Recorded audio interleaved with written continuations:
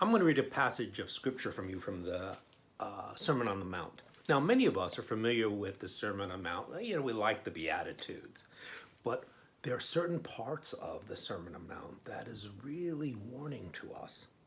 I'm going to read you this portion in Matthew's Gospel, chapter 7. I'm going to start with verse 15 and end with verse 23. It goes like this. Beware of false prophets who come to you in sheep's clothing, but inwardly are ravenous wolves. You will recognize them by their fruits. Are grapes gathered from thorn bushes or figs from thistles?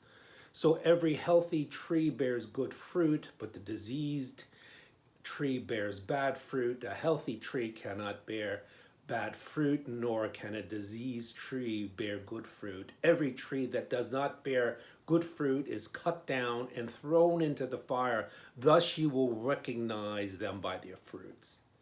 Not everyone who says to me, Lord, Lord, will enter the kingdom of heaven, but the one who does the will of my Father who is in heaven. On that day, many will say to me, Lord, Lord, did we not prophesy in your name and cast out demons in your name and do many mighty works in your name? And then I will declare to them, I never knew you. Depart from me, you workers of lawlessness. Now, this is a very strong teaching of Jesus. Oftentimes, we don't like to talk about the warning passages. We want to just proclaim that Jesus is all loving and accepting. Yeah, but Jesus spoke about warning and how to discern people who are fakes and to warn that we should not be fakes in ourselves. So one of the lessons that I learned in the sort of the 40 plus years of being in seminary and being in ministry, a pastor and being a seminary professor, is that I had to unhook the caboose of achievement and doing.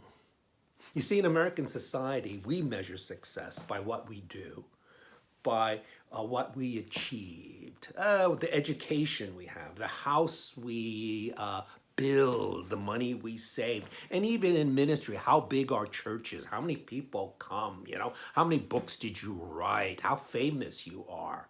And in this passage, Jesus is giving very grave warning. You can do all these marvelous things. You can even prophesy, reveal the depths of the heart of God to men and women. You can do great miracles. You can cast out demons. And Jesus would say to you, who in the world are you? I don't even know you. It's not like I once knew you and, now I forgot your name, because you didn't keep track with me. It's that I never knew you. Depart from me, you who practice lawlessness. You know what that's important for me to remember and what I learned through my journey? When I was young, you have all this energy. It's all about do. And then once you are in Jesus, you realize that really doesn't mean anything. It's not about achieving. It's not about doing. It's about knowing God and being. Being authentic in your faith and in yourself, a person who not only understands the grace of God, but has the grace of God begin to flow in their veins. And sure, we're going to do things, but it comes not for the purpose of achieving for our own egos, but it flows from the grace within our veins. We be first. We know God first. And this is a grave warning to us because the Church of Jesus Christ is loaded with fakers who think that they can fool people by all the books they write and all the people they network with and all the sermons they give. And in reality, they don't know Jesus at all. So this is what I want to tell you. Sometimes you might not be in the ministry, but you too measure your success in life by the things you do. You know what? You got to jettison that.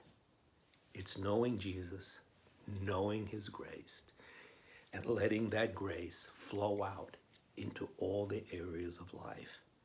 that you may be pleasing to God and bring glory to his name.